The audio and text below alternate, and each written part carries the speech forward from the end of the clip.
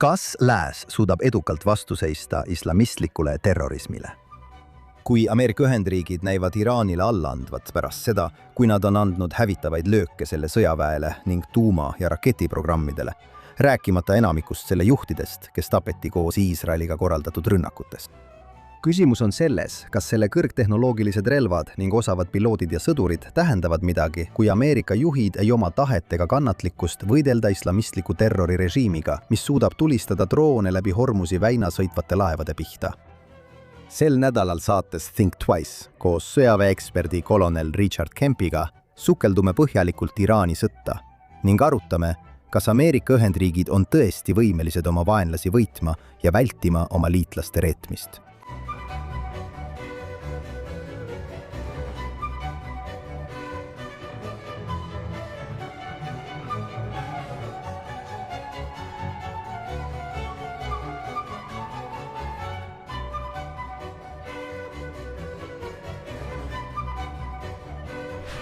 Tere tulemast saatesse Mõtle 2 korda. Kas Ameerika Ühendriigid on suutnud välja mõelda, kuidas võita terroristlikke vaenlasi, kes kasutavad ekspertide sõnul asümmeetrilist sõjapidamist? Sõda, mis algas 28. veebruaril ja milles Ameerika Ühendriigid ning Iisrael saavutasid enneolematu sõjalise edu, näib olevat lõppenud nii, et Washington ei saavutanud ühtegi eesmärki, mida ta konflikti alguses taotles. Ohustades laevandust Hormuzi väinas, tõstis Teherani režiim gaasihindu ja aitas muuta sõja Ameerika Ühendriikides nii ebapopulaarseks, et suutis Washingtonist kauem vastu pidada. President Trump nõustus vastastikuse mõistmise memorandumiga, mis sisuliselt annab islamistlikule režiimile sõjas võidu. Kuigi Ameerika Ühendriigid saavad endiselt kurssi muuta, kui asepresident J.D. Vance satub olukorda, kus ta peab nõustuma rahulepinguga, mis pole sugugi parem kui Barack Obama katastroofiliselt nõrk Iraani tuumaleppe. See masendav sõja lõppvaatus tõstatab olulisi küsimusi 21. sajandi sõjapidamise ja lääne tahte kohta end kaitsta. Selle arutamiseks on meil täna õnneks siin kohal.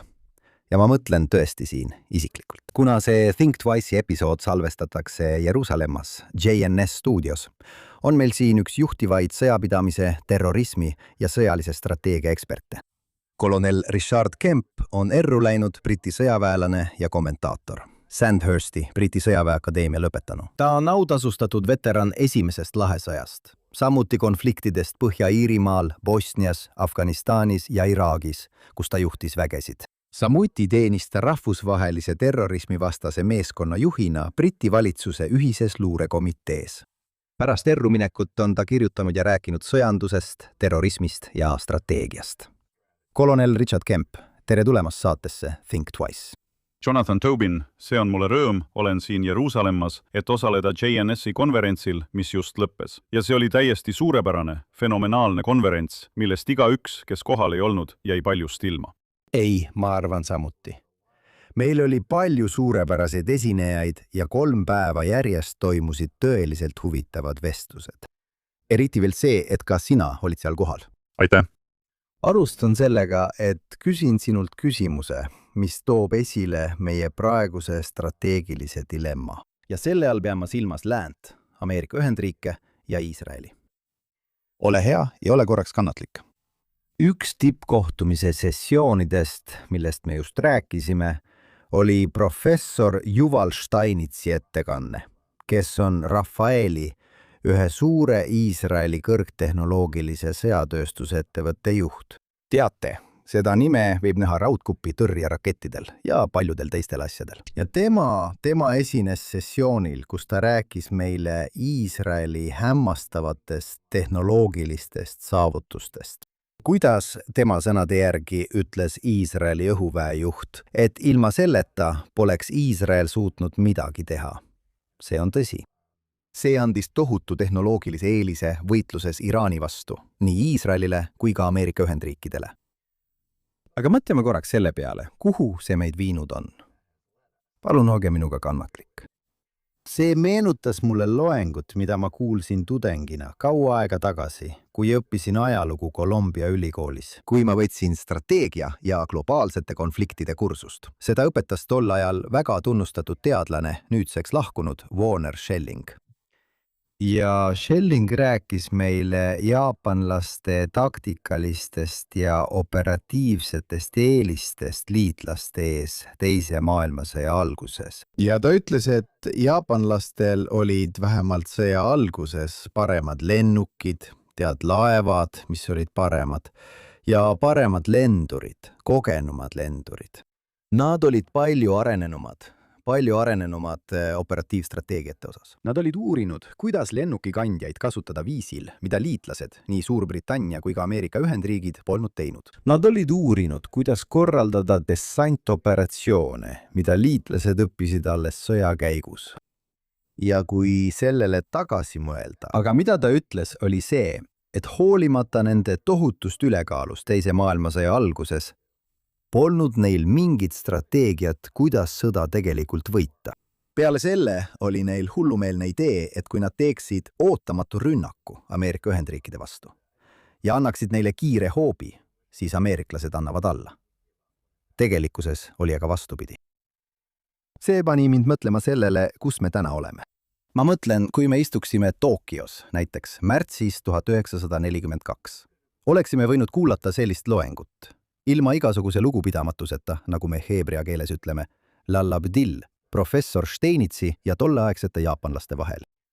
Aga me oleksime võinud kuulda loengut sellest, kuidas jaapanlased, teate küll, keiserlik armee ja merevägi olid liitlastest üle. Täielik üleolek, nagu nad demonstreerisid. Teate küll, mitte ainult Pearl Harboris, vaid ka Filipiinidel, Malaisias, kus britid, teate küll, mitte ainult ei saanud lüüa, vaid saatsid 2 suurt sõjalaeva Malaisia rannikule ilma igasuguse õhukatteta. Nagu oleks aasta 1914. Ja olid siis üllatunud, teate küll, kui nad need kaotasid. Nii et mõelge, ma ei taha teha liiga täpset ajaloolist analoogiat, teate küll, liiga täpset võrdlust. On ilmne, et Ameerika Ühendriigid ei ole Jaapan ja Iraan ei ole Ameerika Ühendriigid ega tollane Suurbritannia. Aga mulle tundub, et läänel on tohutud tehnoloogilised eelised, eriti võrreldes Iraani ja selle terroristlike abijõududega. Aga kas meil on tegelikult strateegia nende alistamiseks? Arvestades, et Ameerika Ühendriigid näivad praegu Iraanile alla andvat, kui läbirääkimised lähevad nii, nagu paistab, siis ei tundu meil olevat rohkem sõjavõitmise strateegiat kui tollal jaapanlastel. Ma arvan, et keerukus siin võrreldes Teise maailmasõja Vaikse ookeani rindega seisneb selles, et Teises maailmasõjas Vaikse ookeani piirkonnas otsustas strateegia Ameerika. Selle määrasid Ameerika president ja kindralid. Siin on meil 2 riiki, peamiselt 2 riiki, kes määravad, milline strateegia saab olema.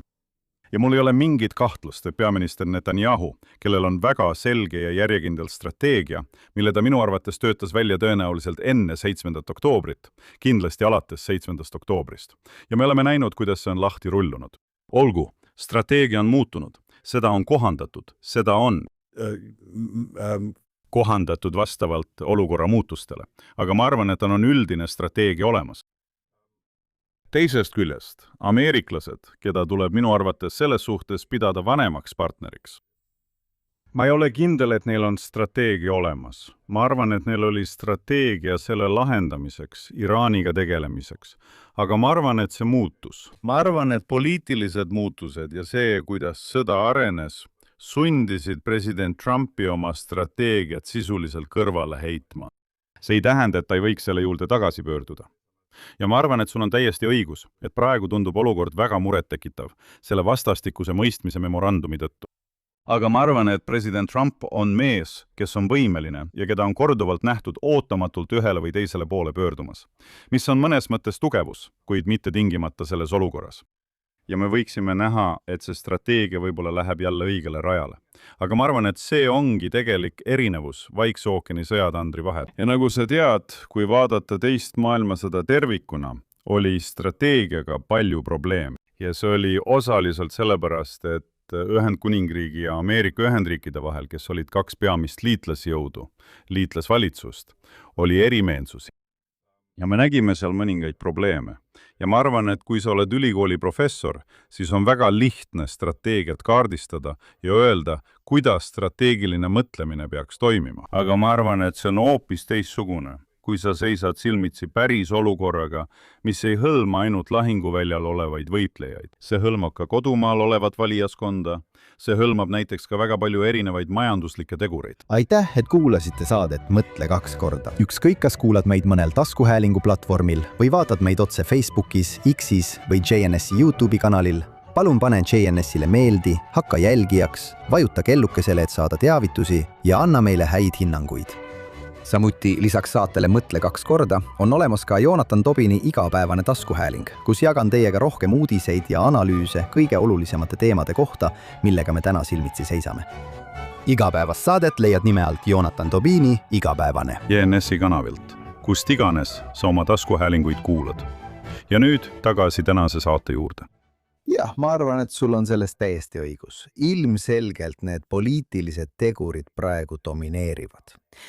Nagu sa ütlesid, eks me näe, kas see nii ka läheb. Praegu tundub, nagu ma eile avaldatud JNS-i veerus kirjutasin, et J.D. Vance'i pannakse proovile tema välispoliitika lähenemise tõttu.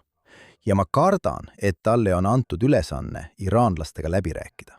Tead, see on klassikaline näide sellest, et tasub olla ettevaatlik sellega, mida sa soovid. Ma arvan, et kui me räägime strateegiast, siis üks asi, mis läänes puudub, on suur strateegia, sealhulgas ülemaailmse džihaadi vastu võitlemiseks. Ja puudub ühtsus. Ühtsust ei ole isegi valitsuste sees, rääkimata lääne valitsuste vahel. Jah, ma arvan, et see ongi see, millele ma vihjan. Õige, ja see oli midagi, mis oli midagi. Nii et me astume Iraanist endast välja. Aga see oli midagi, mille lääneriigid töötasid välja, et tulla toime Venemaaga külma sõja ajal, mis lõpuks osutus edukaks. Kuigi see läbis mitmeid erinevaid, tead küll... Muutusi, eks ole, muutusi. Vietnamist kuni, tead küll, tähtede sõjani. Täpselt, aga ma arvan. Ma rääkisin varem strateegiast seoses Iraaniga. Aga suur strateegia islami džihaadi ohjamiseks puudub täielikult. Jah, nad on täpselt samamoodi, ma mõtlen, see on juhtunud, me oleme seda varemgi palju kordi näinud. Suured riigid on asümmeetrilise sõjapidamise ees nõutud. Ja see ongi umbes see, mida me just nägime, tead, Hormuzi väinas, kas pole? Täpselt nii. Ja see ongi, tead, üks neist probleemidest, mida teises maailmasõjas tegelikult ei olnud.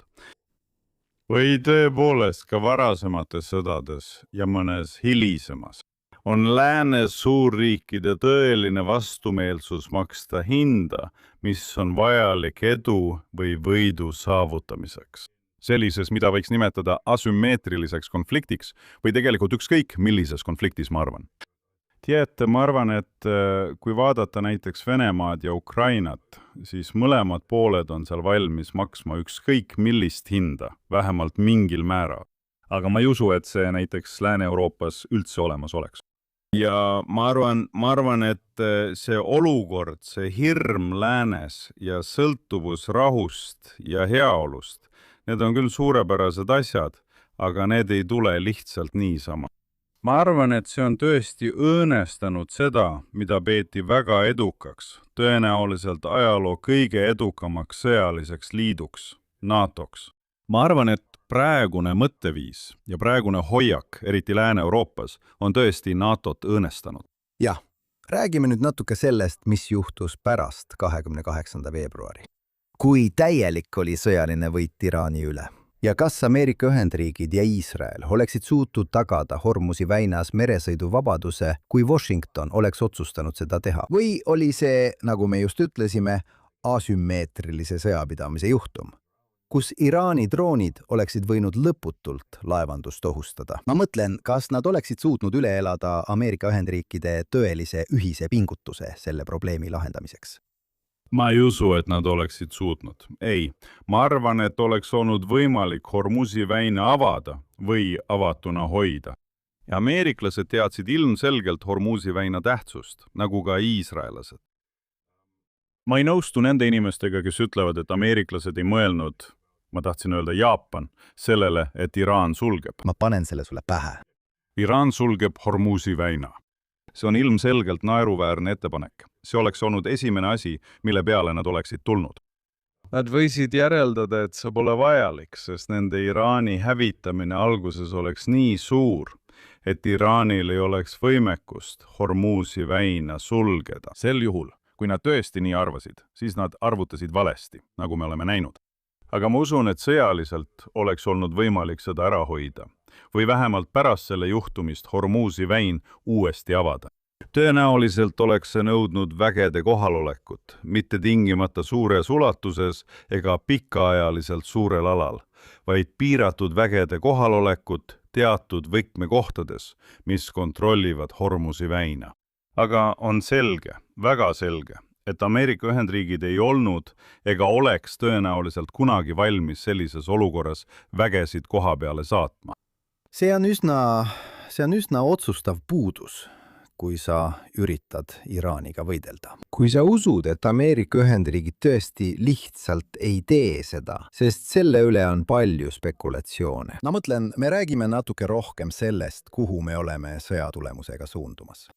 Aga nagu sa ütled, Ameerika Ühendriikidel on kindlasti võimekus ja jõud seda teha. Aga ma arvan, et see on jälle samm tagasi astumine ja konflikti globaalsema vaatenurga võtmine. Kui sul ei ole tahet sellesse konflikti sekkuda, siis, nagu sa ütled, Ukraina ja Venemaa on mõlemad valmis surmani võitlema. Ameerika Ühendriigid ei tundu olevat, ja ilmselgelt on iisraelased valmis tegema kõik vajalikku oma riigi kaitsmiseks, sest nagu sa tead, me istume siin Jeruusalemmas. Tead, Iisraeli sõdurid teavad, mille eest nad võitlevad. Mille eest nad võitlevad? Oma kodude ja perede eest. Tead, Ameerika Ühendriikidel ei paista seda tahet olevat. Ja nagu sa mainisid, Ameerika traditsioonilised Euroopa liitlased, läänes, sealhulgas Suurbritannia. Riigid, kes tegelikult ei tahtnud sellest konfliktist osa võtta. Kuigi neid ähvardab Iraan sama palju kui teisi, puudub neilgi tahe. Sul on täiesti õigus. Ja just nüüd, vahetult enne meie kohtumist, rääkisin ma ühe teenistuses oleva Iisraeli kaitseväe sõduriga, kes tuli just Liibanonist. Olen rääkinud paljudega neist ning sõduritega, kes on võidelnud Gazas ja võitlevad seal siiani, samuti mujal. Ja ta ütles mulle, et peaaegu ilma eranditeta tahab iga iisraelane võidelda ja võita. Nad ei taha, nad mõistavad ohtusid, mida Hezbollah, Hamas ja teised endast kujutavad. Ja Iraan muidugi. Kujutavad endast nende peredele, sõpradele, kogu riigile. Ja nad tahavad võidelda, et võita. Ja ma arvan, et see on üsna märkimisväärne tähelepanek, arvestades, et nüüd on möödas 3 aastat sellest ajast, kui see suurem sõda ei alanud, vaid puhkes 7. oktoobril.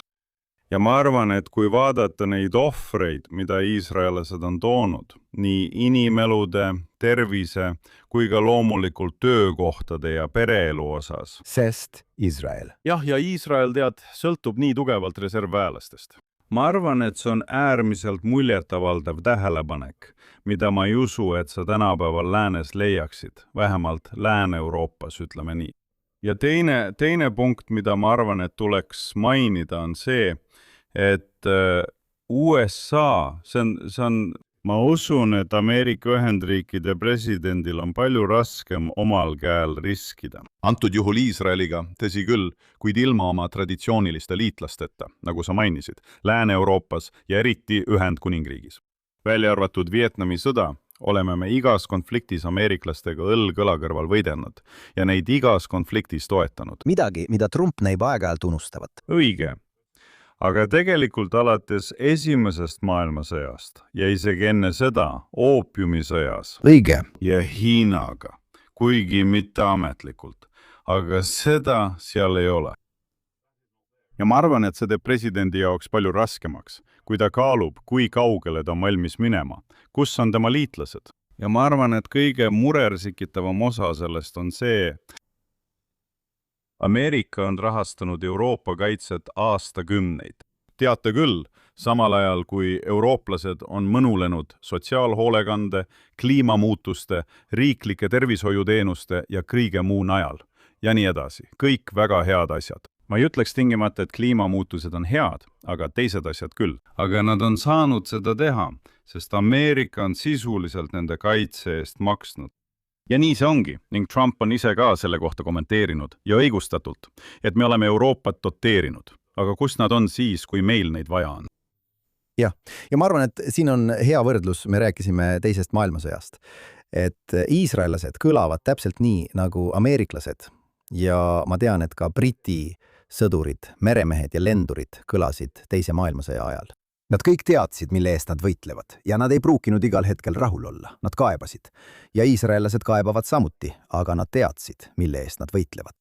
Ma ütleksin, et Ameerika sõjaväelased, keda ma olen viimastel aastatel kohanud ja kes kõik on vabatahtlikud, ei ole minu arvates kõhklejad.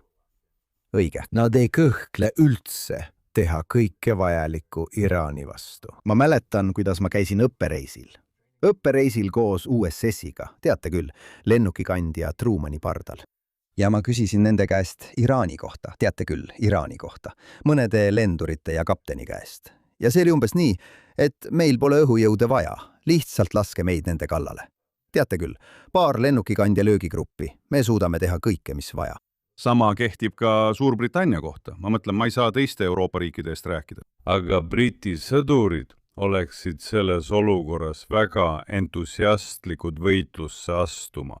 Sest paljud neist liitusid armeega või relvajõududega, kuna nad tahavad oma riiki kaitsta. Ja nad mõistavad, vähemalt mingil määral, nad mõistavad ohtu, mida Iraan endast kujutab. Aga mis ja kuninglik merevägi, mis on tõenäoliselt peaaegu Henry VIII ajast saadik oma sügavaimas madalseisus? Õige.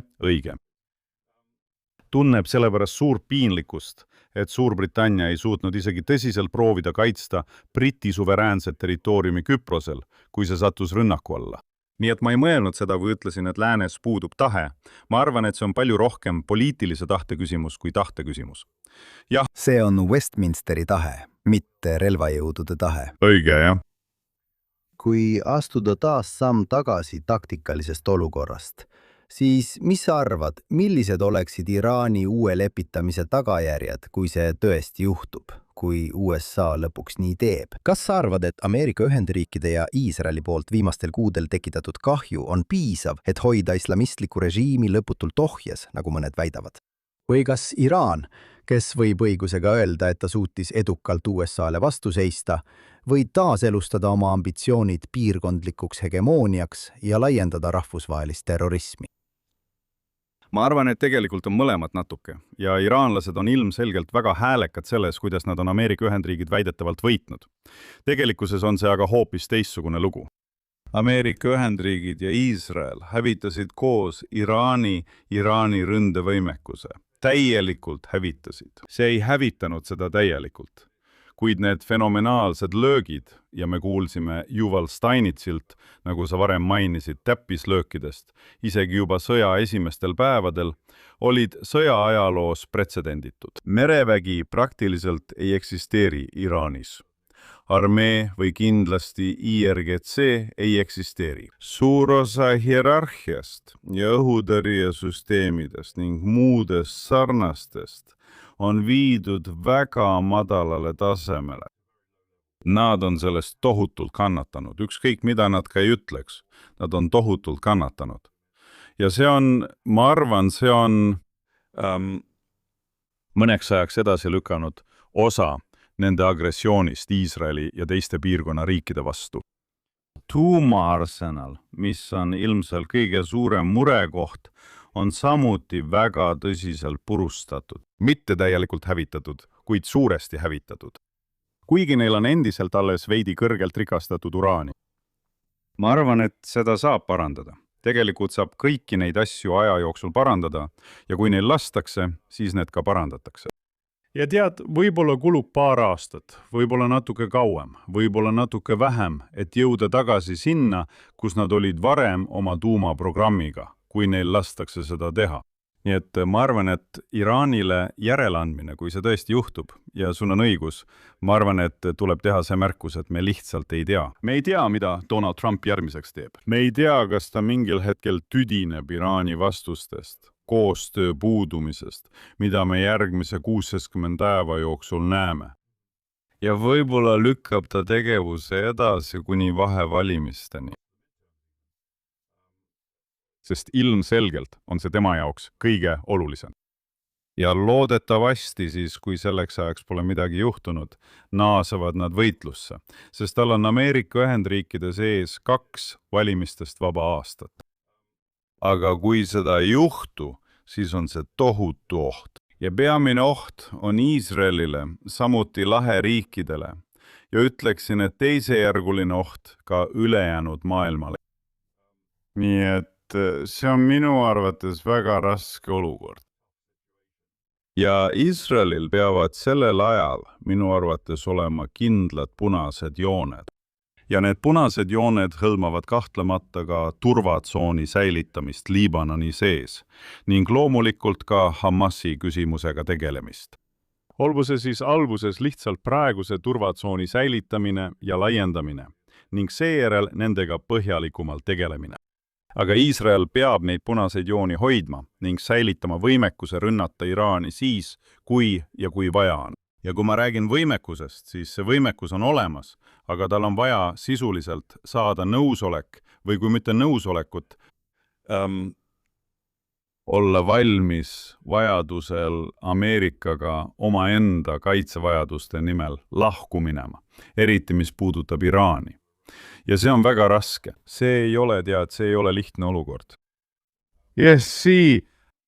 Ma ütleksin, et Iisraeli peaminister peab mitte ainult püüdma hoida võimalikult häid suhteid president Trumpiga.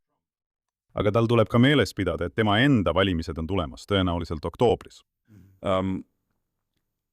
Ja see on oluline asi ja põhjus, miks ma seda ütlen, on see, et ma ei räägi ainult peaminister Netanyahu enda poliitilisest edust, vaid sellest, mis on hea sellele riigile. Ja mul on väga raske mõista, kuidas keegi saaks astuda Netanyahu kingadesse ja teha sama tõhusat tööd, mida tema on seni Iisraeli vaenlaste vastu teinud. Nii et ma arvan, et Iisraeli jaoks on üsna oluline, et tema ametiaeg. Ma ei ole see, kes peaks iisraelastele ütlema, kuidas hääletada. Aga ma ei näe Iisraeli poliitikas kedagi, kes suudaks selles väga raskes olukorras Netanyahule ligilähedalegi jõuda. Jah, ma ei usu, et kellelgi teisel oleks sellist julgeolekualast pädevust. Ja ma arvan, et ilmselgelt, sa võid teda armastada, sa võid teda vihata, sa võid arvata, et ta on liiga kaua olnud võimul, aga ma tegelikult arvan, et kõige selle juures viimased 2,5 aastat alates 7. oktoobrist. Ja tead, ta peab kandma osa vastutusest 7. oktoobri eest, sest see juhtus tema ametiajal. Ma arvan, et need viimased 2,5 aastat on tegelikult olnud tema parim aeg. Jah, ma olen sinuga nõus. Ma mõtlen, ilmselgelt saab igaüht asendada. Ma arvan, et see oli De Gaulle, kes ütles, et kalmistud on täis asendamatuid mehi. Jah. Absoluutselt. Aga minu arusaamise järgi Iisraeli poliitikast, mis on küll piiratud, näen ma teda praegu kui parimat meest, kes suudab selle tõeliselt raske olukorraga toime tulla. Jah. Räägime ühest eesmärgist, mis näis olevat sõjas kaudselt olemas, kuid mida mõnikord otsesõnu välja ei öeldud. Nimelt režiimi muutus Teheranis. Kas sa arvad, et see oli kunagi realistlik võimalus? Kuigi, pean ütlema, Sir Neil Ferguson, suur Briti ajaloolane, Briti-Ameerika ajaloolane, on öelnud, et tegelikult Iisrael ja Ameerika Ühendriigid said režiimi muutuse, sest nad tapsid vanad juhid. Ja neid on asendatud inimestega, kes on kui üldse isegi veel jonlakamad kui Khamenei oli. Jah, ma arvan, et režiimi muutus oli kindlasti Iisraeli eesmärk. Ja ma usun, et see oli samuti väga soovitud tulemus ka Ameerika Ühendriikide sõjaväelise kampaania puhul. Ja seda on lihtsalt võimatu öelda. Kas režiimi muutust on võimalik saavutada või mitte? Ja kui asjad oleksid selles sõjas, milles praegu on vaherahu, natuke teisiti läinud, oleksime võinud näha režiimi muutust. Aga see oleks täiesti võimalik. Ja võib-olla näeme seda nüüd, võib-olla näeme seda lähitulevikus, võib-olla näeme seda kaugemas tulevikus. Oluline küsimus on sealjuures minu arvates see, milline režiim asendab olemasoleva režiimi. Ja nagu sa õigesti ütlesid, kui meil oleks juba olnud režiimi muutus, pole see paremuse poole viinud. See ei pruugi olla olnud halvem, aga paremaks pole ka läinud. Kuid seda on väga raske hinnata. Ma olin kunagi seotud riigipöörde tõkestamisega Afganistanis. ja vandenõulastel, kes ootasid president Karzai kukutamist, oli tohutu enesekindlus. Ma nägin selle kohta päris palju luureandmeid, tohutu enesekindlus, et nad suudavad seda teha. Nagu hiljem selgus, ebaõnnestusid nad mitmel erineval põhjusel. Seega ma ei usu, et sa kunagi suudad ennustada, ükskõik kui hästi sa oled ette valmistatud, ükskõik kui nutikas sa enda arvates oled, ükskõik kui head on su luureandmed. Ma ei usu, et sa kunagi päriselt suudad ennustada. Liiga palju muutujaid. Täpselt. Tead, pöördudes Liibanoni poole. Kas sa arvad, et Iisrael suudab aktsepteerida Hezbollah tagasipöördumist Lõuna-Liibanoni? Sa ütlesid, et nad ei saa, aga kui see on osa, lõplikust rahust, ja siis me kasutame sõna rahu jutumärkides, Ameerika Ühendriikide ja Iraani vahel, siis sellest on räägitud. Kuhu see jätab Iisraeli? Ja tead, kas seda saab taluda? Minu arvates ei saa seda taluda. See on tõenäoliselt kõige jämedam punane joon, mis Iisraelil peaks minu arvates olema. Tead, ma olen näinud hävingut, mida on põhjustatud Iisraeli põhjaosas. Ma olen näinud Iisraeli kodanike evakueerimist sellistes kohtades nagu Kiryat Shmona. Ja isegi täna, isegi kui turvatsoon oli enam-vähem Lõuna-Liibanonis loodud, pole paljud inimesed Kiryat Shmonasse tagasi pöördunud. Sa ei saa lubada, et sinu suveräänsel territooriumil olevad kodanikud ja kogukonnad kardavad tagasi pöörduda või et vaenlase tegevus takistab neil naasmist. Nii et jah. Ma arvan, et see on Lähis-Ida kõige vähem kajastatud lugu. Kuidas Hezbollah terroristid on sisuliselt tühjendanud suure osa Põhja-Iisraelist. Ja rahvusvaheline ajakirjandus ei paista arvavat, et see oleks isegi uudisväärtusega, rääkimata sellest, et sellest üldse hoolitaks. Ei, sest ma arvan, et neil on õigus nii arvata, sest neid ei huvita juudid. Neid ei huvita iisraelased. Nende arvates, ja kui ma ütlen nemad, siis ma räägin paljudest ajakirjanduse, diplomaatilise kogukonna, poliitilise kogukonna ja rahvusvaheliste organisatsioonide esindajatest. Tead see, et Iisrael on pidanud osa Lõuna-Liibanonis tühjendama, on nende silmis ilmselgelt sõjakuritegu. Tegelikult see ei ole, aga nende arvates on. See, et Hezbollah tühjendas suuresti osa Põhja-Iisraelist, ei loe, sest tegemist on juutidega. Iisraelased on nende arvates kohutavad inimesed. Muidugi mitte, aga just nii nad mõtlevadki. Jaa. Teises otsas, teisel rindel Gazas on Hamas endiselt kindlalt sees selles Gaza osas, mis nende kätte jäi, kui eelmisel aastal relvarahu kokku lepiti. Kui Iisrael on lõpuks sunnitud jätkama kampaaniat, et sealset terroristi hävitada. Ja ma arvan, et sa vihjasid sellele, et varem või hiljem peavad nad seda tegema. Kas sa arvad, et Iisraeli kaitsevägi on õppinud kõik vajalikud õppetunnid pärast 7. oktoobri sõda?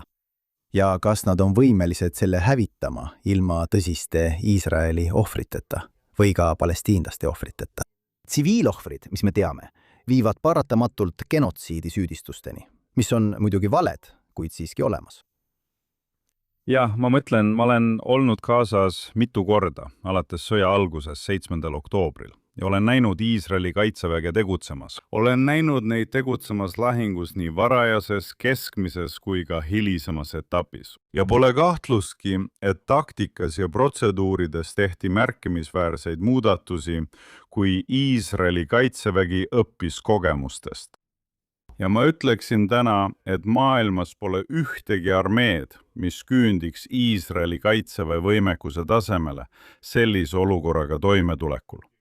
Ja see ei ole ainult Gaza. Gaza ei ole ainulaadne. On erinev paljudest teistest asjadest, kuid mitte täiesti ainulaadne. Nii et see mõte, et rahunõukogu suudaks luua mingisuguse stabiliseerimisjõu, mis suudaks Hamasiga toime tulla, võib olla väga soovitav, aga see ei juhtu. See on illusioon. See on väga soovitav illusioon võib-olla. Ainsad inimesed, kes sellega tegelevad, on Iisraeli kaitsevägi. Tead, Indoneesia sõdurid või Araabia Ühendemiraatide sõdurid, ükskõik kui võimekad nad ka poleks, nad ei suuda, nad ei ole poliitiliselt valmis, nad ei ole pühendunud võitlema. Ja sõjaliselt ei suuda nad sellega toime tulla. Nad ei suudaks, mitte keegi teine ei suudaks. Ainult Iisraeli kaitsevägi suudab. Teised armeed võivad aja jooksul õige väljaõppe ja kogemustega olla suutelised seda tegema ja nii edasi. Aga praegu mitte, ainult Iisrael. Ja Iisrael peab sellega toime tulema. Ma arvan, et sa ei saa lasta sellel probleemil mädaneda.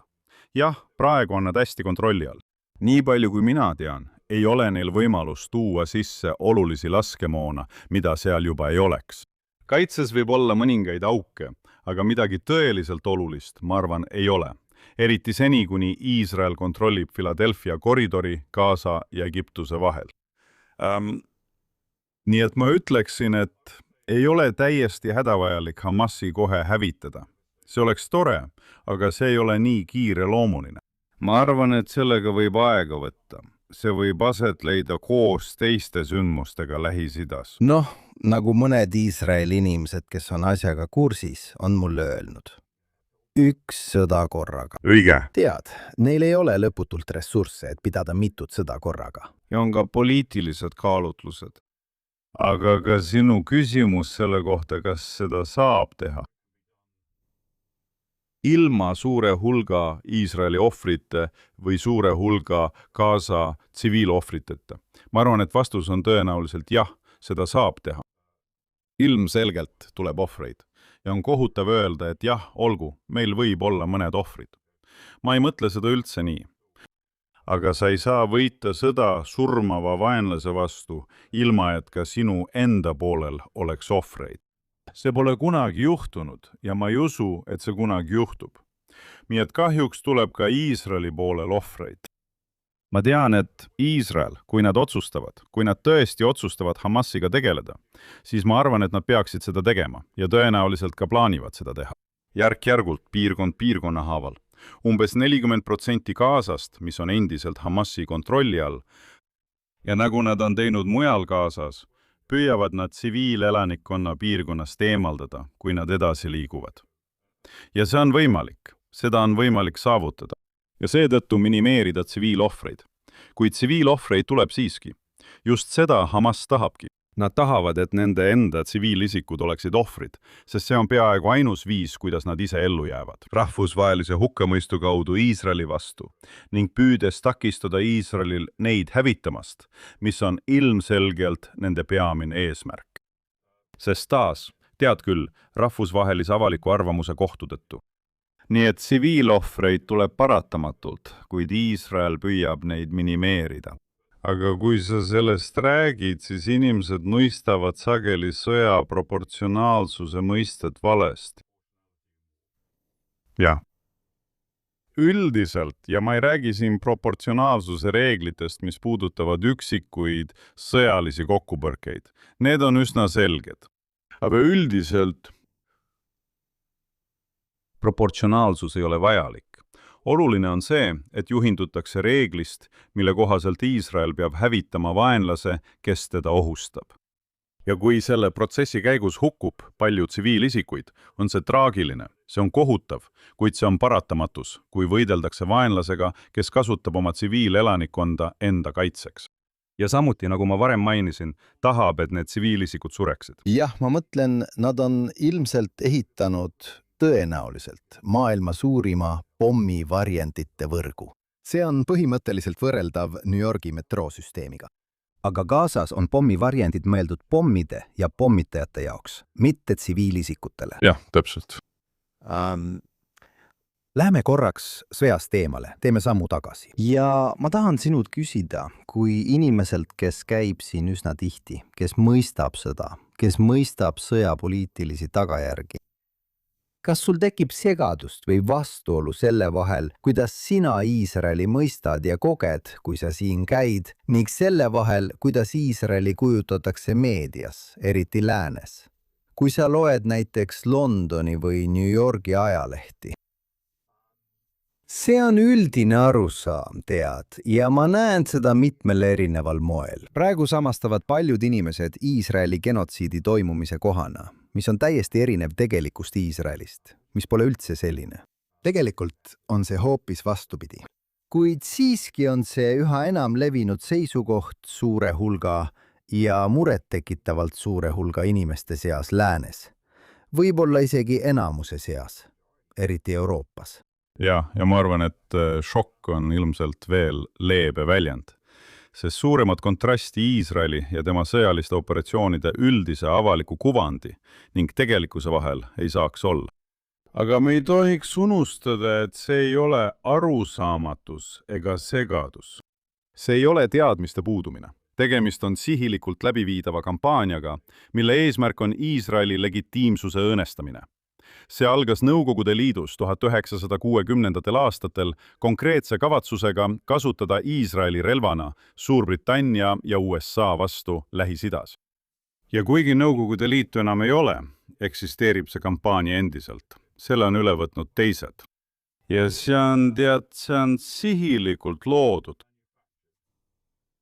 Poliitilise sõjakampaania, mis kujutab Iisraeli täiesti vales valguses võrreldes sellega, mis ta tegelikult on. Ja mina, on lihtne öelda, et me peaksime tõtt rääkima. Jah, me peaksime tõtt rääkima. Aga valed, ma arvan, jäävad ikkagi peale, sest need on nii hoolikalt juurutatud ja toodetud, et neid on väga raske ümber lükata. Aga ma arvan, et üks asi, mida ma ütleksin, on see, et Jeruusalemma uudiste sündikaadi konverentsil, kus me mõlemad just olime, jäi mulle tegelikult silma kontrast Iisraeli ja Iisraeli vaenlaste vahel. Ja see sai mulle selgeks siis, kui me vaatasime fenomenaalset kontserti, mille andsid mõned puudega Iisraeli noored. See oli erakordne kogemus. Ja see, mida iisraelased on teinud oma ühiskonna vähem privilegeeritud liikmete aitamiseks, on märkimisväärne. Isegi mõned puudega inimesed teenivad Iisraeli kaitseväes. Ma arvan, et nad on tõenäoliselt ainus armee maailmas, kes värbab puudega kodanikke selleks, et nad saaksid panustada oma riigi kaitsmisse. Aga mida teeb teine pool? Rääkisin hiljuti ühe sõduriga, kes ütles mulle, et tema sõjaväeüksus oli Gazas ühes majas. Okupeeris maja, mille tsiviilelanikud olid juba lahkunud. Ja muide, enne kui keegi ütleb, et see on sõjakuritegu, siis ei ole. See on täiesti seaduslik ja vajalik. Aga selles majas oli tunnelikäik. Ja inimesed, kes olid tunnelis, olgu nad siis Hamas või keegi teine, ma ei tea, tõenäoliselt Hamas, sest eriti palju teisi inimesi sinna tunnelisse ei satu. Nad saatsid kõigepealt noore 3-aastase tüdruku tunnelist välja, et näha, kas Iisraeli sõdurid tulistavad teda, justkui oleksid seal Iisraeli sõdurid. Võib-olla nad ei teadnudki, kas seal olid iisraelased või mitte. Ja tema oli luuraja, 3-aastane tüdruk.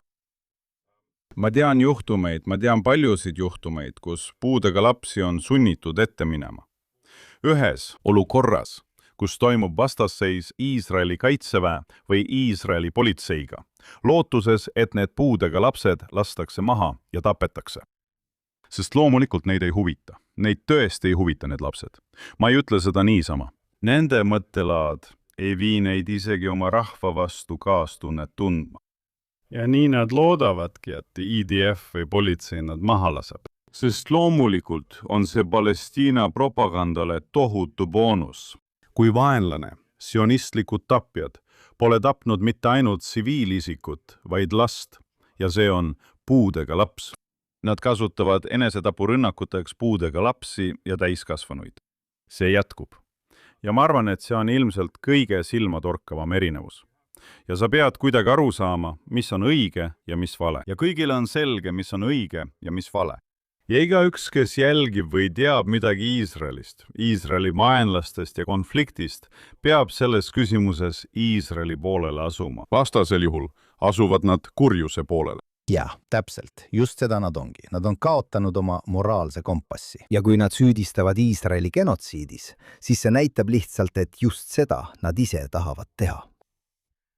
Tahaksin paluda sul nüüd korraks sõjalise eksperdi roll kõrvale jätta ja anda meile ülevaade olukorrast sinu kodumaal, Suurbritannias. Kuuleme palju kasvavast antisemitismist, samuti muredest briti kultuuri muutumise pärast, sellel ja teistel teemadel massilise sisserände ning muude põhjuste tõttu. Kuid tänu sellele, kuidas Briti poliitiline süsteem on üles ehitatud, jääb vasakpoolne leer, mis minu arvates on võimaldanud antisemitismi võimule ja võib seal va jätkata. Mis sa arvad, kas on lootust, et Briti valitsus muudab selles osas kurssi või toimub mingisugune põhimõtteline poliitiline muutus? See võiks viia mitte ainult Briti juutide turvalisuseni, mis tundub olevat kuskil kaugel, vaid ka woke'ist vaba Suurbritanniani. Noh, sa ütled, et vasakpoolsed on seda soodustanud. Mina ütleksin, et nii vasak kui parempoolsed on seda Suurbritannias soodustanud. Aga konservatiivne partei on väga-väga süüdi. Nad on olnud valitsuses palju aastaid ja nad on näinud selle olukorra arenemist. Võib-olla ei ole nad teinud nii palju kui tööparteide valitsused, et soodustada neid tõsiseid probleeme, millega me täna silmitsi seisame. Kuid nad on lasknud sellel juhtuda. Ja sellepärast olidki nad lihtsalt põhimõtteliselt viimastel valimistel hävitavalt lüüa saanud. See on selle üks suur põhjus. Ja ma arvan, et Kõigepealt ma teen siin mõned märkused, aga esimene asi, mida ma ütleksin, on see, et sa mainisid ohtu Briti juutidele. Ja iga valitsus, iga peaminister, kes meil on olnud, ja meil on viimastel aastatel olnud palju peaministreid. Aga kindlasti alates 7. oktoobrist, kui meie peaministrid räägivad Iisraelist, siis peaaegu, ja sama kehtib ka välisministrite ja teiste puhul. Nad ütlevad peaaegu alati, et ma tahan rääkida sellest, tollest ja kolmandast, mis puudutab Iisraeli. Muide, ma rääkisin just praegu telefonis peaminister Netanyahuga ja ütlesin talle, et ta peaks tsiviilohvreid minimeerima ning tagama, et abi jõuaks Gaza tsiviilelanikeni. Need peaministrid teavad täpselt, mis siin toimub. Nad teavad, et Iisraeli kaitsevägi teeb kõik endast oleneva, et võita ja samal ajal tsiviilohvreid minimeerida. Nad teavad, et Iisraeli kaitsevägi on Gaza konflikti ajal teinud palju rohkem kui ükski teine armee, et humanitaarabi jõuaks tsiviilelanikeni. Nad teavad seda kõike. Neil on siin oma inimesed. Neil on siin MI6, neil on siin sõjaväeohvitserid, neil on diplomaadid. Nad teavad, mis toimub. Segadust ei ole. Ometi ütlevad nad seda ikka veel. Ja seda öeldes ütlevad nad tegelikult. Netanyahu ja tema väed tapavad tahtlikult süütuid inimesi. Nad panevad toime sõjakuritegusid. Ja nad kinnitavad seda, kehtestades Iisraelile osalise relvaembargo. Nad teavad, et tegelikkus ei toeta neid sõnu ja tegusid. Aga nad teavad ka, kui suur osa avalikust arvamuses Suurbritannias, eriti vasakpoolsete ja islami kogukonna seas, usub seda ja tahab seda kuulda. Ja nad ei taha midagi muud kuulda. Nad ei taha tõde kuulda. Nad ei talu tõde. See oleks ohtlik, kui neile tõtt öeldaks. Aga on äärmiselt ohtlik, kui need asju välja öeldakse. Ma ei ütle, et Briti peaminister peaks olema Iisraeli kõneisik, kaugel sellest. Aga tal on kohustus oma juudi kodanike ees tagada, et tõde jõuaks võimalikult kaugele, et neid kaitsta.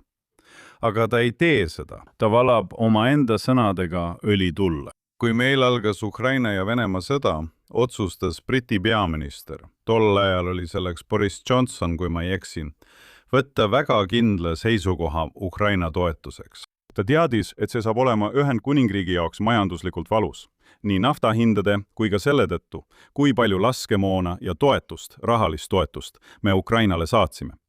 Ta teadis, et see saab olema valus. Seega korraldas valitsus teadlikult infokampaania, et tõde Ukraina ja Venemaa sõja kohta inimesteni viia. Midagi sellist oleks pidanud juhtuma ka Iisraeli puhul. Jällegi mitte sellepärast, et ma tahaksin, et meie oleksime Iisraeli hääletoruks, vaid sellepärast, et ma tahan, et tõde räägitaks, et kaitsta juute Ühendkuningriigis. Aga see probleem, millega me silmitsi seisame, on palju laiem kui ainult juudid Ühendkuningriigis täna. Kui juudid mõnikord minult küsivad, kas meil on Suurbritannias turvaline? Teate, minu vastus on, see on turvaline ka mittejuutidele Suurbritannias. Juudid on praegu eriti tugeva rünnaku all. Aga ka mittejuudid, paljud põliselanikud on samuti rünnaku all. Meil on Ühendkuningriigis olnud arvukalt džihadistide terrorirünnakuid. Meil on olnud palju teisi terrorirünnakuid, mille on meie julgeolekuteenistused nurjanud ja mis oleksid lõppenud massilise tapmisega. hiljuti ilmus Ühendkuningriigis raport, mille kohaselt oli 250 000 noort valget tüdrukut korduvalt vägistatud peamiselt Pakistani vägistajate jõukude poolt, kes tegutsesid üle kogu Ühendkuningriigi. Kui minna tagasi 1970-ndatesse, ma arvan, et see oli siis, võib-olla natuke hiljem. See on džihad. See on vägistamise džihaad. Nii et me kõik, teate, kõik meist seisavad silmitsi, mitte ainult juudid, vaid kõik meist seisavad silmitsi sellega, mida ma pean kasvavaks ohuks. Ja tegelikkus on see, et praegune Briti valitsus, ja ma arvan, et tõenäoliselt ka peaaegu ükskõik milline tulevane Briti valitsus, ei hakka sellele vastu astuma. See pole siiani sellele, mis on toimunud, eriti vägistamistele vastu astunud. On üritatud seda justkui maha vaikida, kartes rassismi süüdistusi. Aga õiged meetmed, mis on vajalikud selleks, et vastu astuda džihaadile, mis tänapäeva Ühendkuningriigis eksisteerib, toovad paratamatult tõenäoliselt kaasa ulatusliku vägivalla. Ja ükski peaminister ei kinnita meetmeid, mis tema ametiajal selleni viiksid. Tal on ees maksimaalselt 5 aastat ja ta tahab selle aja jooksul olukorda kontrolli all hoida. Seni tahab ta selle probleemi järgmisele valitsusele edasi lükata. See on üsna pessimistlik hinnang. Kas sa näed mingit võimalust? Sest nagu sa ütled, sa viitad justkui põlisrahvale, tead küll elanikkonnale, põliselanikele. Tavaliselt me ei räägi eurooplastest nii. Õige. Aga tõepoolest, nemad on Suurbritannia saare põliselanikud. Kas sa ei näe mingit võimalust, et miski võiks seda suundumust tagasi pöörata? Ma olen väga skeptiline. Ma vihkan olla pessimistlik, aga ma olen väga skeptiline, et sellel oleks mingit poliitilist lahendust. Sest nagu ma ütlesin, ma arvan, et tead, see radikaalne tegutsemine, mida on vaja džihaadiga tegelemiseks ja tegeleda üha kasvava arvu sisserändajatega, kes tulevad Ühendkuningriiki ebaseaduslikult. Iga päev, peamiselt üle La Manche'i väina, aga ka teisi teid pidi. Selline radikaalne tegevus tekitab suuri probleeme, selles pole kahtlustki. Ilma selleta ei saaks seda teha. Nii et ma tõesti ei usu, et ükski peaminister seda teeks. Ma arvan, et tead, on mõned rohkem parempoolsed parteid nagu Reform, mida juhib Nigel Farage, ja Restore, mida juhib Rupert Lew, kes ütlevad, et nad teevad seda. Kas nad tegelikult teevad, on iseasi. Ma arvan, et tead, kui poliitik tegelikult istub peaministri toolil, siis näevad asjad väljaspoolt väga erinevad välja. Nii et ma loodan, et ma eksin. Ma tõesti loodan, et ma eksin, aga ma ei oota sellele poliitilist lahendust. Ma arvan, ja ma ei taha seda mingil juhul näha. Ma arvan, et kõige tõenäolisem tulemus sellele, millega me praegu silmitsi seisame, on mingil hetkel kodusõda Ühendkuningriigis, kus Suurbritannia kodanikud otsustavad võtta õigus enda kätte, sest poliitilist lahendust ei ole. See oleks Suurbritannias laastav sündmus. Absoluutselt. Kuidas see üldse välja näeks? Mina ütleksin kõigepealt, et seda saaks ära hoida sellise radikaalse tegutsemisega, millest ma olen rääkinud, aga mis pole tõenäoline. Oletame siis, et see juhtubki, kuigi see poleks hea. Ma arvan, et me seisaksime silmitsi olukorraga, mis ei erineks palju Põhja-Iirimaast. Kui ma ütlen kodusõda, siis ma ei mõtle... Sul on kogemusi Põhja-Iirimaaga. Olin seal palju, liiga palju. Aga ma ei räägi Ameerika kodusõjast, kus vormis armeed seisavad vastamisi. Ma räägin millestki sarnasest nagu Põhja-Iirimaa, mis oli sisuliselt 3-poolne konflikt, kui soovite, kus valitsus, armee ja politsei püüdsid oma positsioone hoida ja kogu provintsis turvalisus säilitada. Ja siis olid seal IRA ja sellega seotud vabariiklikud terroristlikud rühmitused või katoliiklikud organisatsioonid vastamisi Ulsteri kaitseassotsiatsiooni ja sellega seotud protestantlike, niinimetatud lojalistlike rühmitustega. See oli 3-suunaline konflikt, mis kestis 30 aastat ja põhjustas tohutult palju surmasid nii julgeolekujõudude kui ka tsiviilisikute seas ning õnneks ka üsna mitmete terroristide seas. Aga ma ütleksin, et just see hakkabki juhtuma. Me näeme, kuidas valitsus püüab ilmselgelt nii palju kui võimalik vägivalda ohjeldada ja korda hoida. Ja siis ühel poolel on, ütleme nii, põliselanikest britid võib-olla ka mõned moslemid, kes nendega ühinevad ja on põliselanike poolel. Sest loomulikult on palju moslemeid, kelle jaoks on šariaadi seadus ja džihaad Suurbritannias viimane asi, mida nad tahavad. Ning selline olukord ei ole neile vastuvõetav. Nii et tõenäoliselt mõned indialased, meil on Suurbritannias palju indialasi, paljud neist ilmselt oleksid põliselanike poolel. Ja siis teisel poolel džihaadistid, kelle arv kasvaks minu arvates sellises olukorras, kui nagu sa tead, 2 poole vahel tõesti laialdane vägivald puhkenuks ja tõenäoliselt oleks nende poolel ka mõned põliselanikest äärmusvasakpoolsed toetajad. See on kainestavad mõtted Suurbritannia üldpildist. See on kohutav ja ma tõesti loodan, et seda ei juhtu, aga praegu ma ei näe. Et on väga tõenäoline, et seda suudetakse vältida. No sellel sünge noodil tahan ma teid tänada, kolonel Kemp, et te täna meiega olite. Kuidas saavad meie vaatajad ja kuulajad teie tegemistel silma peal hoida? Mul on veebileht, mille aadress on richardkemp.com. Olen Xis kasutajanimega @richardkemp ning Instagramis @richardkemp. Ja ma avaldan artikleid üsna sageli Daily Telegraphis ning ka teistes Briti rahvuslikes väljaannetes. Aga peaaegu kõik, mida soovid, kui sul on öösel raskusi magama jäämisega ja tahad midagi, mis aitaks uinuda, siis võid minna minu kodulehele. Ei, ma ei arva nii. Ma arvan, et see on väga huvitav ja julgustan meie publikut sind jälgima. Samuti tahame tänada oma publikut. Palun ärge unustage iga päev kuulata Jonathan Tobini igapäevast väljaannet, mida saate kuulata kõikjal, kust podcaste leiate. Ja olenemata sellest, kas kuulate meid mõnes neist või vaatate meid otseülekandes Facebookis, Xis või JNS-i YouTube'i kanalil, palun märkige JNS meeldivaks ja või tellige. Klõpsake teavituste jaoks kellukesel ning andke meile häid hinnanguid. Palun kirjutage meile aadressil thinktwice@jns.org ja andke teada, kus te saadet kuulate või vaatate ning mida te sellest arvate. Üks teadanne. Järgmisel nädalal oleme puhkusel, et tähistada 4. juulit Ameerika iseseisvuse 250. aastapäeva. Ja pidage meeles, lugege ja mõelge ise. Kohtume varsti jälle.